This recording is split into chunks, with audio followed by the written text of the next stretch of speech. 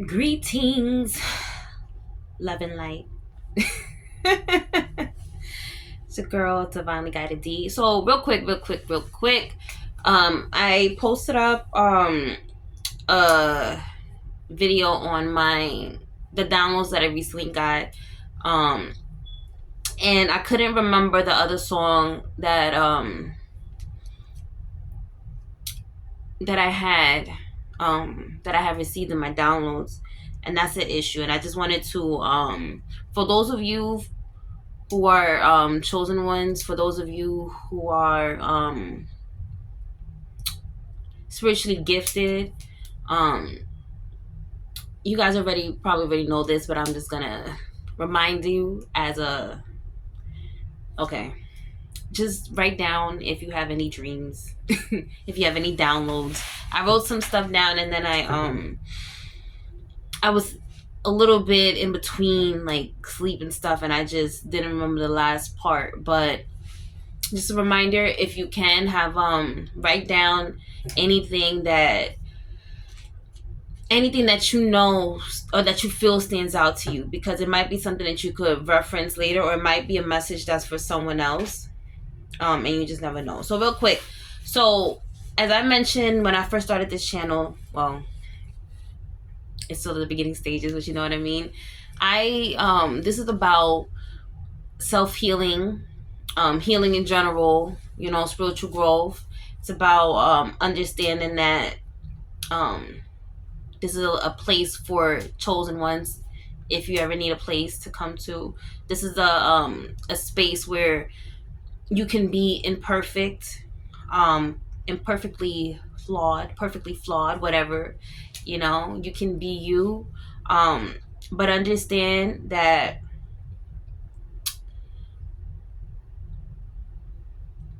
we don't play around when we come to knowing who we are and knowing what we know. And I stand on that. I don't play when it comes to my spirituality. I don't play when it comes to my gifts. It's something that I've had to embrace. And I've had to really, as you know, if you are watching this and you're like me and you've been led here, then you've gone through you've gone through several trials and tribulations where it's like, people have made you question your identity, question whether or not you are who you say you are who who you've been guided to. I mean, you're not who you've been guided to be, and by guided I mean guided by the Most High, not guided by man. And sometimes people mistake that with religion. So I'm not religious. I highly believe in the Most High. I was raised as a Catholic, and I have practiced Islam before. So I take a little bit of everything in, and I utilize what works for me, and that's just how I operate. And I'm not asking any of you to be anything else other than who you're being guided to be, because that's what I'm doing. Everything that I do is because I was guided to. If I'm not here, it's because I wasn't meant to be here. So, and that's the way that I live my life. So I wanted to enough of that. I wanted to briefly talk about a few things that we have been seeing since I've been away. So there was a few things. Monique and Shalon Jackson.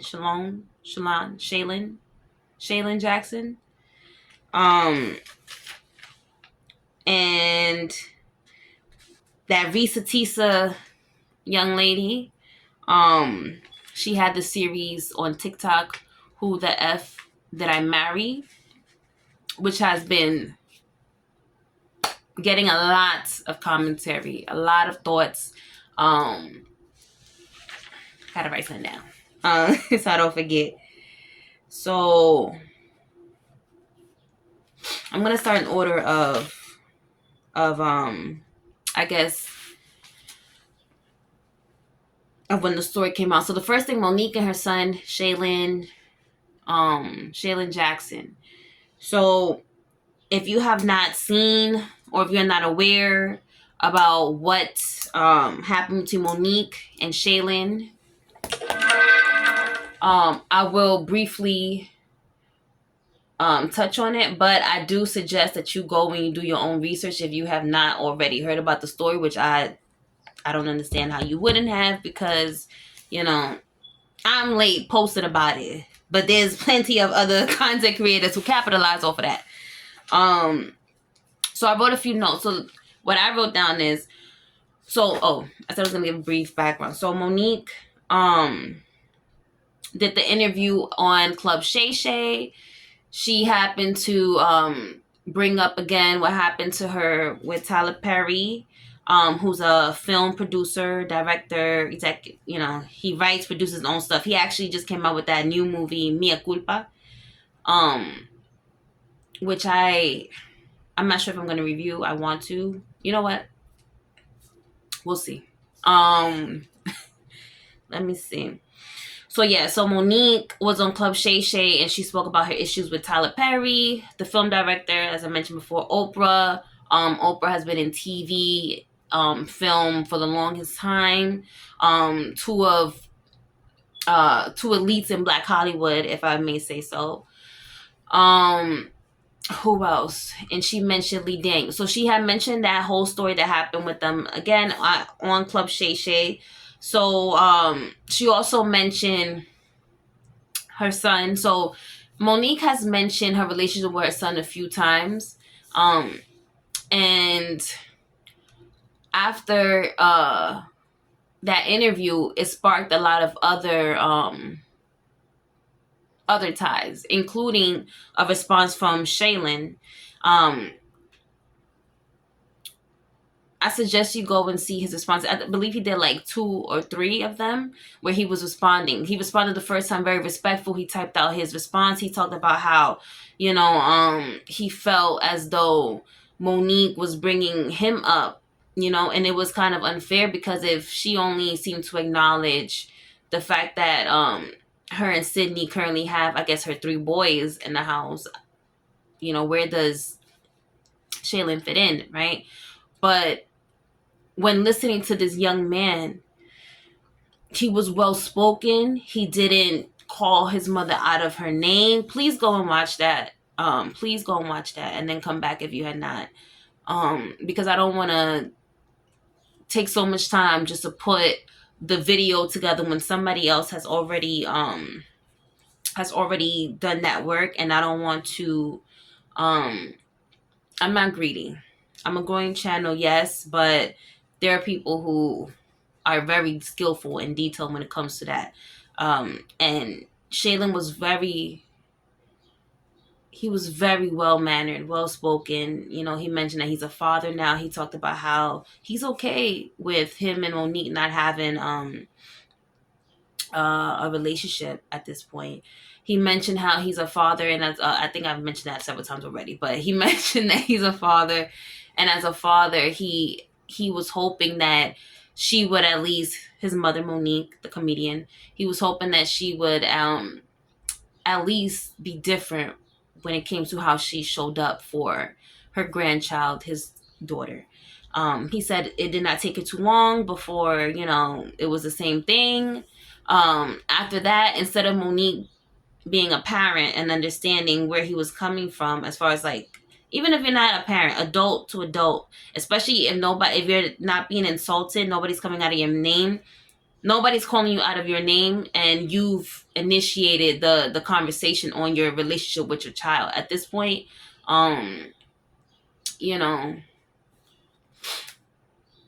it's fair game. And that's one thing that Shaylin said. He didn't say it was fair game, but he said, he was being mentioned, and she's always telling her story and about how all the injustice that she was done. Is a very good video. Please watch it if you haven't. But my thoughts is that Monique has to heal alone and without the influence of others. Back to that. So there's nothing wrong with having a supportive spouse. If you are not aware, Monique has her husband Sydney, who she refers to as Daddy. So she mentioned how this man has helped her grow up as a woman. there are other people out there who don't understand how this man can teach you how to be a woman or grow up to be a woman, but that's not for me to it's not for me to decide. It's not my life. But when it comes to mother and child dynamics, if a mother has not healed her own wounds, it is more probable that she would pass on whatever toxic traits she experienced onto her child, or she would exhibit those same behaviors in her in the way that she mothers, the way that she nurtures, if you know there is any nurturing. So Monique is known for saying sweet baby. She's known for being which can sometimes come across a little condescending and passive aggressive, depending on how how you are listening to the conversation. But she's come a long way. I think that she's a phenomenal actress, but I do find it ironic that two of her best films, she's being a horrible mother and a questionable partner. So the movie that she's been fighting for all these years, now she hasn't been fighting for the movie, but as far as like what happened because of the aftermath of how successful the movie was, Precious. Monique was a horrible mother in Precious. What was the other one? The Reading. That one that came out, I believe, was BT Plus. Lee Daniel actually produced that one yet again. And in that movie, if you had not seen it, she killed her children and her husband. Again, not the best mother of the year. And although these are characters from a film, from a movie, when you choose to play certain roles, is because you have to kind of see yourself actually doing that role. She herself has mentioned she hasn't had the best relationship with her parents growing up. Although she has shown respect to her mom, she did say that her mom is greedy. Based off of how she's treating Shalon, one can say that she was also being greedy, because greedy with only being with being the only victim, the only person who can speak. If you're a chosen one, you've experienced most likely a parent like Monique. It doesn't have to be directly a mother. It could be a father. It could be an aunt. But there was an adult, a guardian of somehow, who just made you feel as if like everything that you said was an insult to them. Shalon, I'm sorry. Mr. Jackson did not say anything that warranted the response that she had, which was to post the text messages between them. And in those text messages, I believe they were from 2 years ago.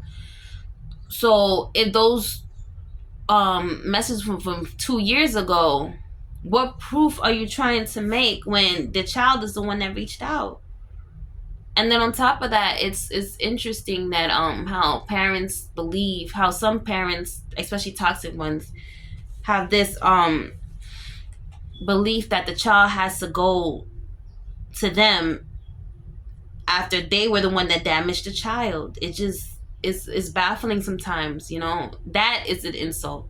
The child did not ask to be here. For those who are wondering, I am a parent, and so I'm not talking out of my behind.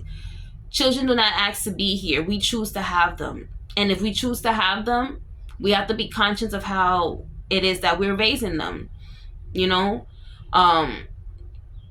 So with that being said, it was kind of ironic to me that Monique is, at this point, in my opinion, has become almost an expert at those type of characters.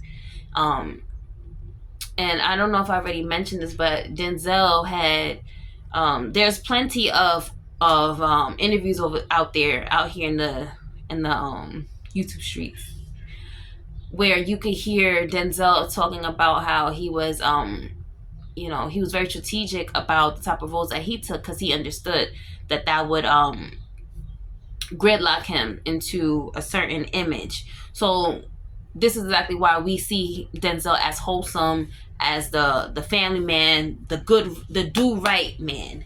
He did Training Day, which was out of character, but he was smart in that if he would have done Training Day first, we would have been probably seeing him mainly as a bad guy for the most part. If most of his films were mainly just about being a dirty cop or having a bad character flaws, then we wouldn't look up to Denzel or respect what it is that he says to a certain extent, and that's something to keep in mind.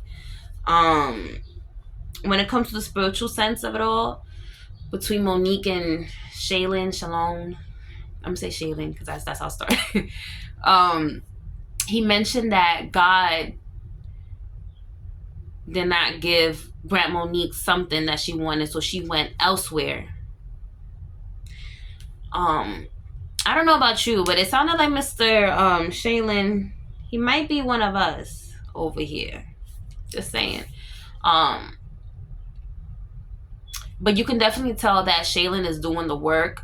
He doesn't seem to be angry. He just wanted to clarify, like, hey, I'm an adult now. And it's sad that you think that because you birthed me and you are the famous one that I can't speak my truth. And that man, sorry, he's in his 30s. That man was basically gaslit by his mother and his stepfather. But I am grateful that he was able to compose himself and see what it's like when you really heal. Because at the end of the day, he did not make himself look bad in any way. And that's how you know when you've put in the work. Because will be the truth, no matter what somebody else try to do, no matter what manipulation they try to do with text messages.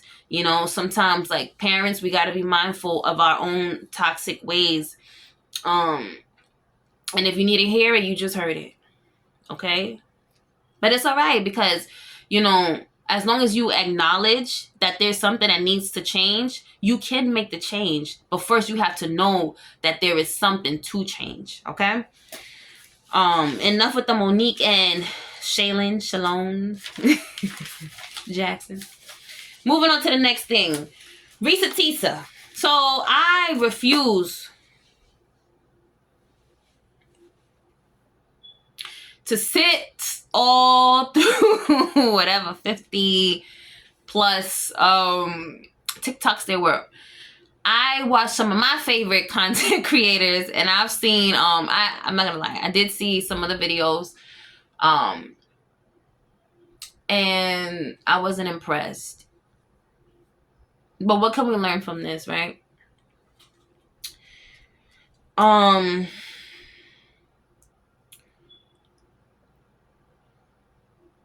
Miss Tessa, I guess. I'm looking down at her name. Miss Ressa Tessa. Tessa? Ressa Tessa. Miss Tessa. Tessa? Her. Miss Mamas. She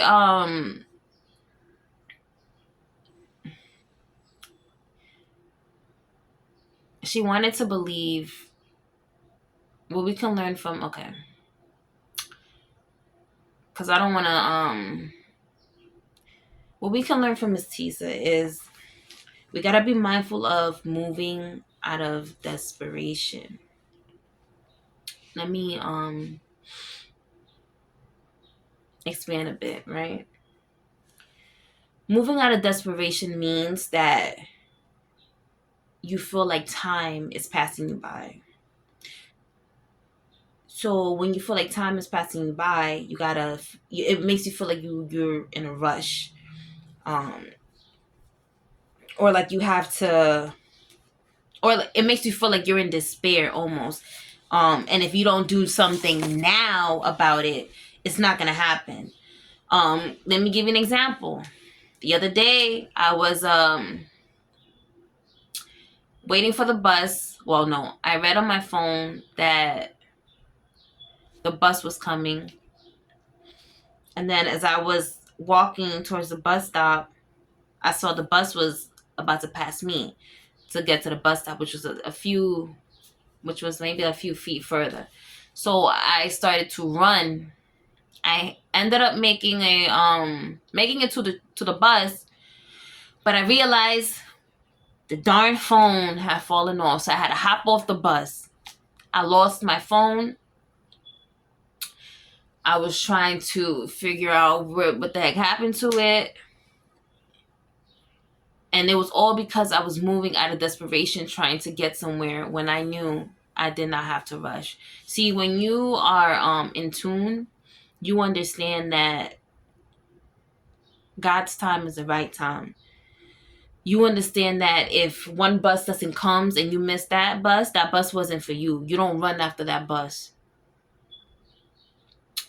So with Ressa Tessa,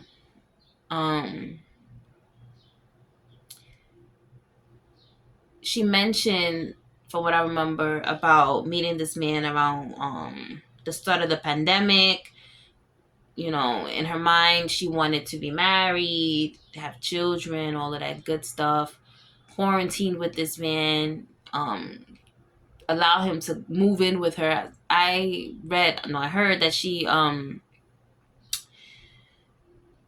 think she had a 4-bedroom or something like that, and he was in the studio. So it was just a lot of red flags that that story that came out of me listening to whatever I heard from that story. And Miss Tessa, I don't think she was dumb.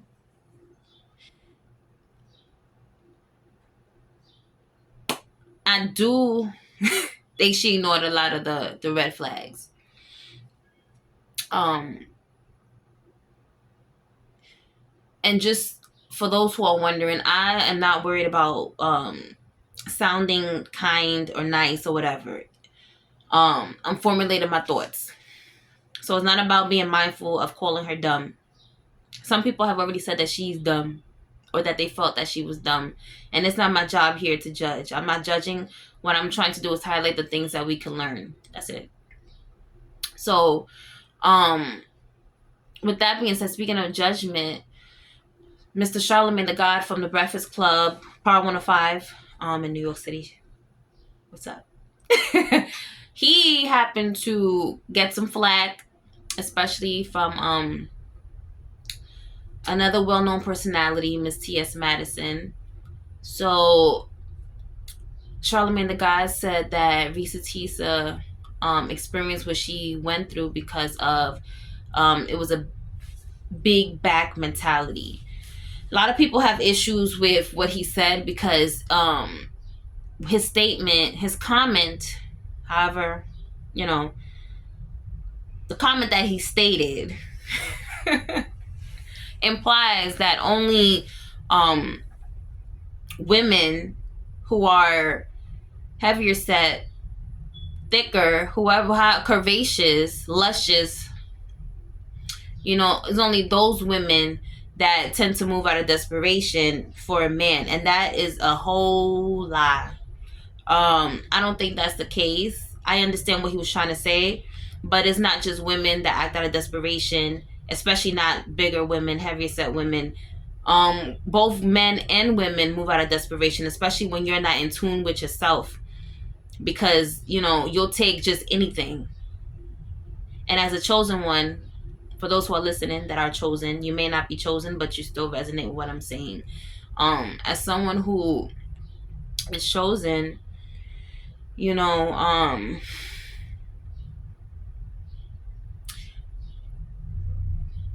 there's an understanding that you might have to sit out for certain things.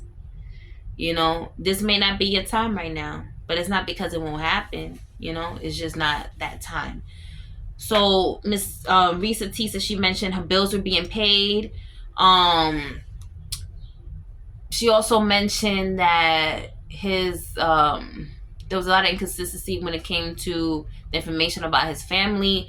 There's a lot of red flags, and what I really want us to get from this is that, one, moving out of desperation will always um make you end up in a unfortunate situation, because we are not meant to act desperate. We are taught desperation because we are always put on some type of time clock or something like that. But as you know, if for some of us who understand that time doesn't really exist, then you know that you shouldn't move out of desperation. And a lot of people play on that. I do want to acknowledge that sometimes things like this happen a lot in places where the dating pool is small. From what I understand, she's in Atlanta. I'm from the city, not the city of Atlanta. But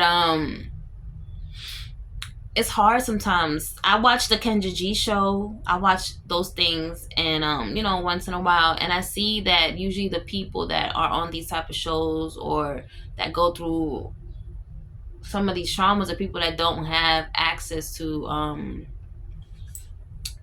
different type of individuals, different type of men or women, or they're just so indoctrinated and programmed in one way that it's kind of like difficult to see themselves embracing something else than what they have been programmed to. So Miss Ressa Tessa, she wanted the car, well, but she said peanut butter seats interior, I don't know, caramel interior, it was some type of butter, but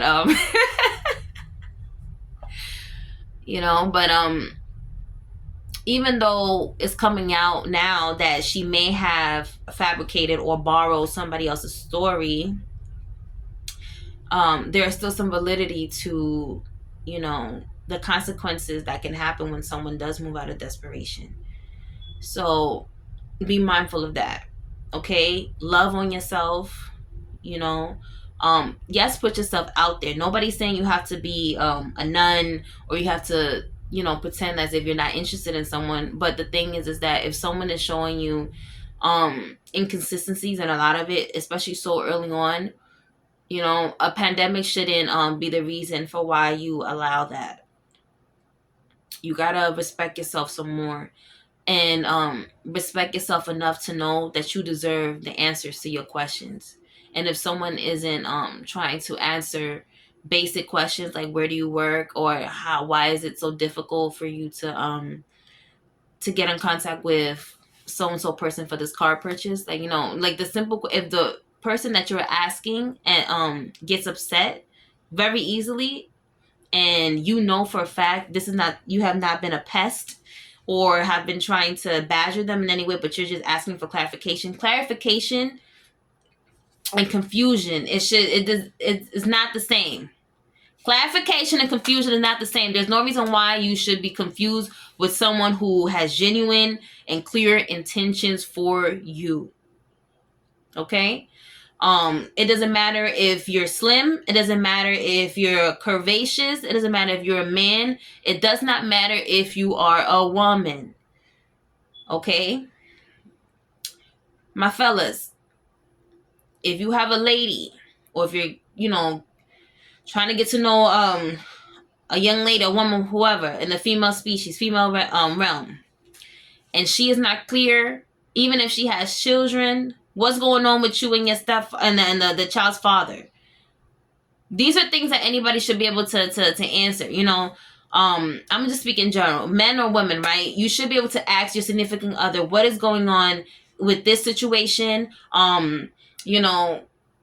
Where are we going? Blah, blah, blah, blah. Okay? These are things that you don't wait down, down the line after you've moved into your home. Mm-mm. You ask those questions outside. Okay?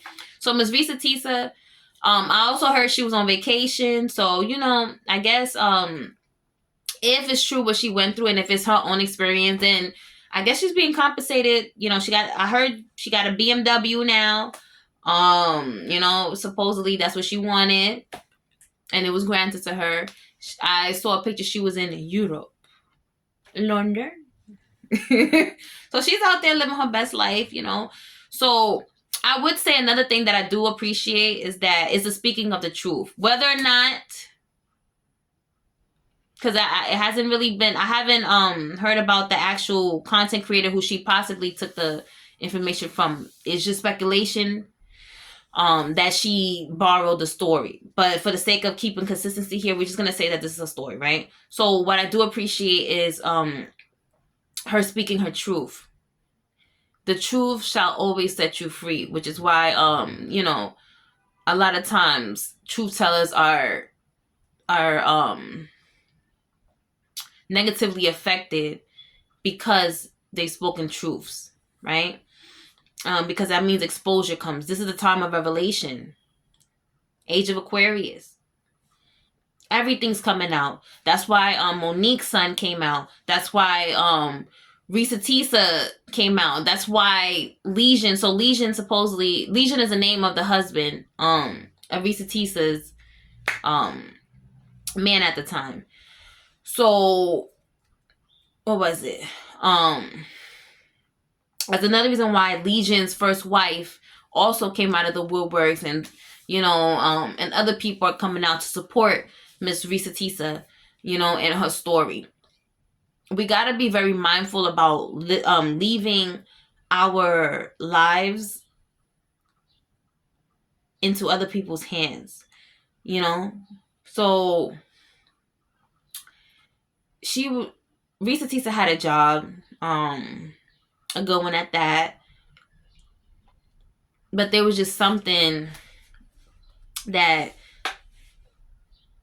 made her not feel confident enough to hang out by herself for a little bit. And there are some people that don't know how to be by themselves. And I totally and I think that that's an issue.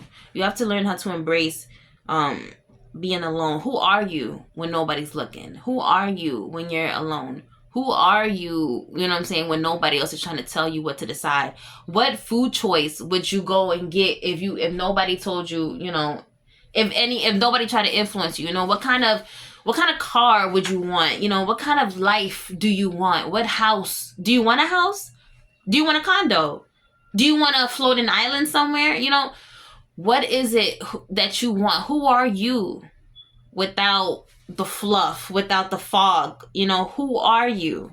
Right? Drown out the noise and try that.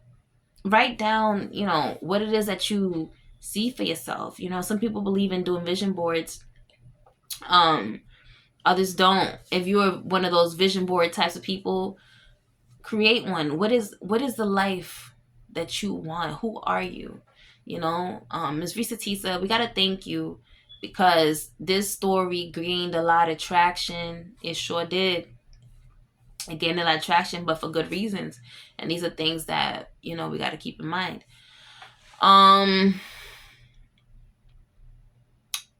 You know what? I'm going to end it. Last but not least, Cam Newton. Real quick, there was a brawl that he had an event. I saw footage of it. It didn't seem like he swung first, unless I have to go back and check. But for the most part, what we need to learn from that is being mindful of who we decide to give back to.